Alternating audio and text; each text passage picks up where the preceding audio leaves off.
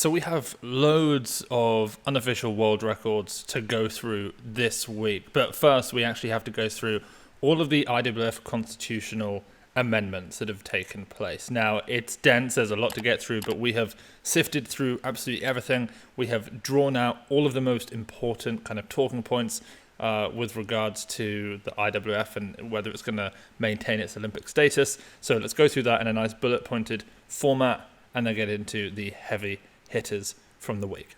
Now, before we do that, I'm in a bizarre place right now. We've got some work going on upstairs. We've had interviews all week for new positions at Weightlifting House. So I am now in a weird makeshift set. This is actually our packing desk where we pack orders for the UK, hence all of the stuff that we have behind us.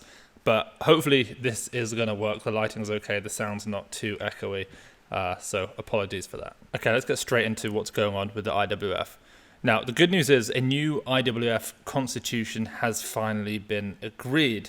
The potentially not so good news is that the agreed version does not include everything that was in the draft that was preferred by the IOC. So weightlifting's future in the Olympics is still not assured at this point. However, there are people from both sides, the reformists and the old guards, who are making positive noises about the agreed constitution. Even those who've said for some time that much more was required to maintain the Olympic status are clearly hoping that the IOC will be somewhat more flexible with its demands. So it's perhaps unsurprising that the interim president of the IWF and other executive board members have been positive about what this means for the future of the sport. So probably more significant are the voices that have been previously critical. So people like Phil Andrews, the CEO of USA Weightlifting, for example, he described the new constitution as, quote, the largest step forward in governance in the sport's history. And then the chair of the Athletes Commission, Sarah Davies, said that, and again, quote, she is optimistic that we have made sufficient progress for the IOC to allow weightlifting in the Paris Games. And this is interesting because both of those two people had previously voiced fears that this was not going to be enough to maintain the Olympic status. So what's actually in this new IWF constitution? Let's go through that now. A lot of the significant changes relate to who is allowed to take the positions of power in the IWF. So the executive board and commissions that make all of the day-to-day decisions on how the business is run. There will now be requirements for candidates to have support from their home federation. So this looks like it was essentially put there to prevent Dr. Micah Rani, the current interim president, from standing because he, at the moment, is not supported by British Weightlifting, his home federation. The constitution then adds a few other eligibility rules, clearly designed to avoid corruption scandals. So people with criminal records or a history of bad practice in business will not be allowed to stand for election. It seems kind of fair in my opinion. Another key requirement is that candidates must not have committed any anti-doping violations in the last 25 years. There was also a new rule that means that national federations with 6 or more anti-doping violations during an Olympic quad will not be allowed to nominate candidates for any elected IWF position. This rule in particular looks like it will create change in the leadership in the IWF. Several, for example, of the existing executive boards are from nations that fall foul of this policy currently. There will also be term limits for elected officials. So this was a key demand of the IOC, which presumably was keen to avoid another Tamas Ayan type figure, Age of Ayan, controlling the IWF for just absolute decades. Under the new rules, no one will be able to serve more than 3 times, with each term basically being an Olympic quad. So that's a 12-year kind of period. And on top of that, no one will be able to be the IWF president for more than 2 terms, so that's 8 years. Existing officials will only be counted as having served 1 term, though, no matter how long they've actually been serving the IWF currently. Next, a better balance of genders on the executive board is guaranteed by rules setting a minimum number of positions to be filled by male and female members. Of the 20 positions covered by these rules, at least 6 of them must come from each of these 2 genders. The various commissions have similar rules to guarantee a split of male and female members also. Then there was one proposal that we know was not approved. So British Weightlifting suggested removing exceptions to an age limit on executive board candidates, in line with an earlier draft that had been favoured by the IOC. this was not passed by just a single vote. It remains to be seen how the IOC will react to that, because an age limit of 70 years remains, but the executive board is allowed to ignore the limit for up to 3 of their members. 2 more things. Athletes will have more say in how the IWF is run, with 3 full places on the IWF board reserved for members of the Athlete Commission. At the moment, 2 athlete representatives can attend meetings, but they cannot vote. On competition rules and Olympic qualification processes, the Athlete Commission gets even more power. Changes to those rules must be approved by the athletes before the executive board can actually introduce them. And then finally, existing interim arrangements to handle ethics and discipline issues independently of the IWF executive board are now agreed long term.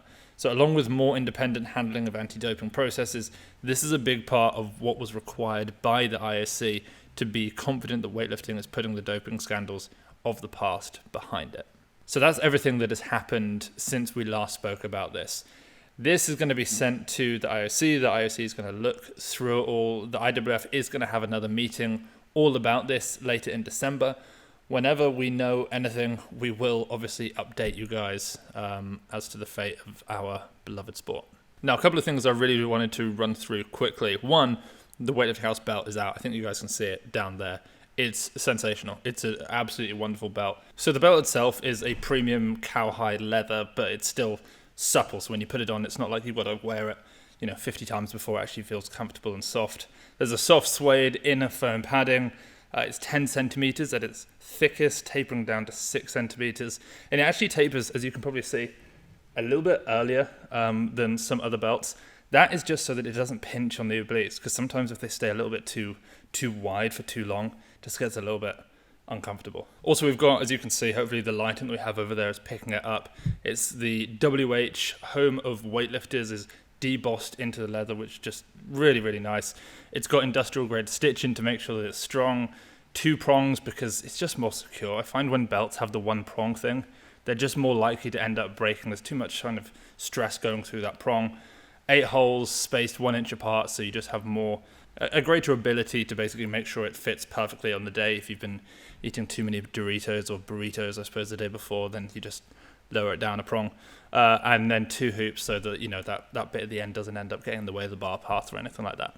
And then next, I really want to talk about athletes only, because it's in 2 weeks, September 25th. It's a whole day where you're going to basically log into a Zoom call and you're going to have lectures from some of the most sensational coaches and athletes and speakers who right now are curating carefully, working back and forth with them, these highly targeted, specific presentations, all geared towards making you a better athlete, whether that's habit formation and psychology or the specifics of training nutrition, pre, intra, and post-training nutrition. The most important methods of recovery, if you only have a certain amount of time that you can dedicate to that. We have the 7 habits of highly successful athletes as given to us by Maud Charon, Olympic champion, which will be amazing. We've got athletes, we've got Jordan Dela Cruz, who we haven't, in fact, I think we just announced that Jordan's going to be there. David Leety, joining alongside Maud Charon as just a bit of an athlete roundtable to ask some questions. It's going to be a sensational day of learning. I don't think there's any way that you're going to turn up to that and leave at the end of it thinking that wasn't worth every single cent. So a link to Athletes Only is down below. Spaces are filling up fast, but if you want to be there and make sure that you don't miss out on what will be an incredible learning opportunity to allow you as an athlete to really move up a level, then Athletes Only. Okay, let's move on to some of the biggest lifts in the week. Now, the first one that I want to mention, Deng Wei. We don't get to talk about her much. She's one of the greatest weightlifters ever. She currently has the highest Sinclair of any current competing female weightlifter. A video was just posted of 150 kilo clean and jerk. Now, that is 5 kilos over her world record of 145 in that 64 kilo weight category. She did do 147 as a 63 back in Rio to win the Olympics. She must have been injured at this Olympic Games. That's the only way I can explain for why she wasn't selected. But this 150 that she just posted is remarkable. I don't know if it's old. It could well be, but it's just posted on her Instagram account.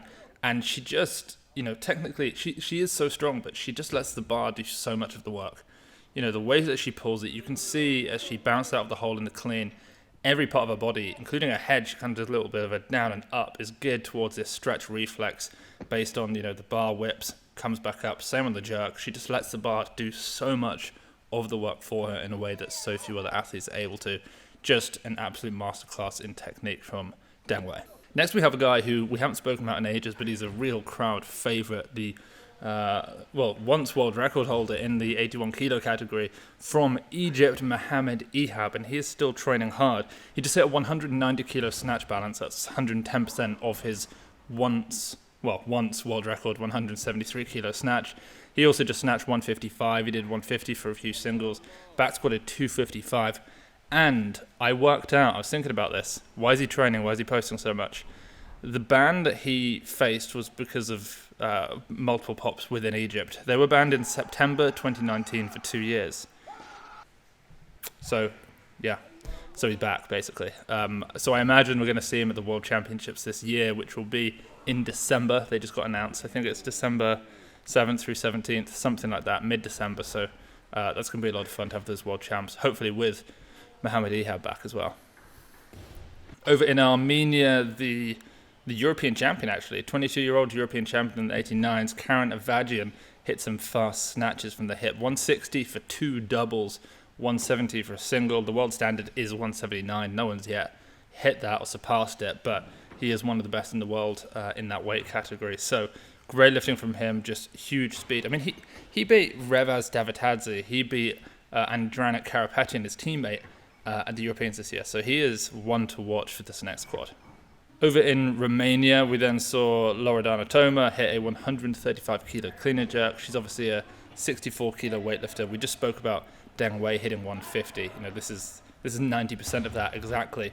But it looks really easy. The most we've ever seen from her is 136. She did that at the Roma World Cup back at the start of 2020 before the whole world shut down. This 135 looked even easier than that, so safe to say that she's in good shape. Next, there was a competition in South America, the Premier Clasificatorio a Juegos Nacionales. Now, there were 2 athletes that I want to talk about. The first, Francisco Mosquera from Colombia, 61 kilo weightlifter. He clean and jerked 180. Now, the world record at the moment is 174 by Eko Yuli Irawan from Indonesia. Obviously, Lee Farbin in training has surpassed that, but 174, this is 6 kilos over the world record. Ridiculous lifting. At the same competition, we saw Lesman Montano, who we've not seen in a long time. He's also a Colombian lifter, 96 kilo lifter. He weighed 96.6, so he competed technically as a 102 here, but he just snatched 180. So another Colombian 96 who's a real freak in the snatch. And then finally, I want to go through some huge jerks from the women of USA weightlifting. The first one, Danielle Gunnin, she's a 64 kilo weightlifter. She just jerked 133 kilos, which is 3 kilos over the American record clean and jerk of 130.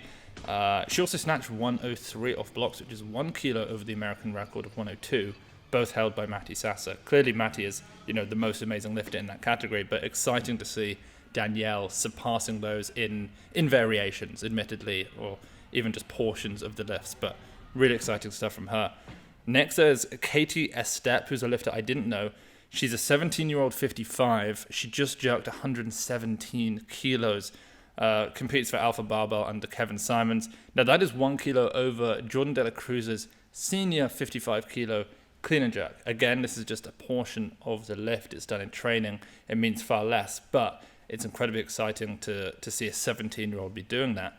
And then finally, a 120 kilo squat jerk off blocks by Maddie Staniszewski. I always get those 2 bits mixed up. Maddie Staniszewski.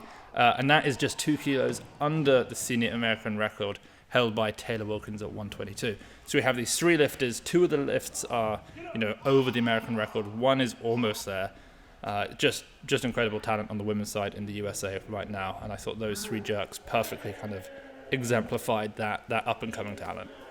And that is everything. There are actually some more lifts that I want to talk about, but I'm going to save them for next week. We've got some Russians. We've got a little bit of Lasher. I do want to do 2 people, however, for the People's Lifts. If you want to be on the People's Lift section, just use the hashtag the People's Lifts or Weightlifting House, and I'll take a look and I'll find you. This first one was sent to me, and I really loved it. I just think it's hilarious.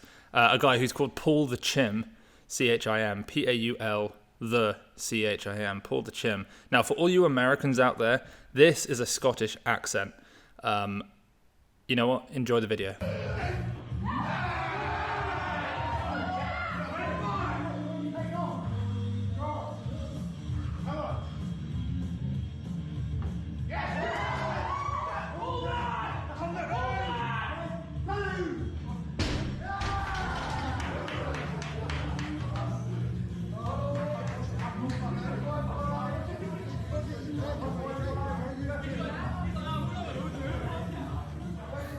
So for those of you who skipped that video, if you did, I hope you didn't, because the accent is just thick and wonderful. He went to the British Weightlifting Open Series. He hit PRs, 89 in the snatch, 108 in the clean and jerk. He's a masters lifter. That's a 197 total. And he wants to do a bit of a race. Can pull the chim, hit 200 kilos in the total before Lash Talakadze can hit 500. Who knows? Put it down below. Next, we have Ma_thick, MA_THICC, which is how the youth spell thick these days, the double C. I think his actual name is Matic, and I think he's Slovenian based on the white, blue, red flag with the shield on it. I think that's the Slovenia flag. But he just hit a 12 kilo PR in his total. He's on his way to the under-23 European Championships in a couple of weeks. He's 20 years of age, and he just went 130, 160. Which, you know, when you're at that level and you're making 12 kilo PRs in the total, is just utterly ridiculous. So if you want to go and follow the thickest weightlifter in Slovenia, it's Ma_thick on Instagram. That is absolutely everything. Guys, appreciate you all tuning in. Athletes only. It's going to be a sensational day of learning and education. If you're an athlete, it's a place to be. September 25th, the link is down below. Up your training, invest in your progress, and I'll see you there.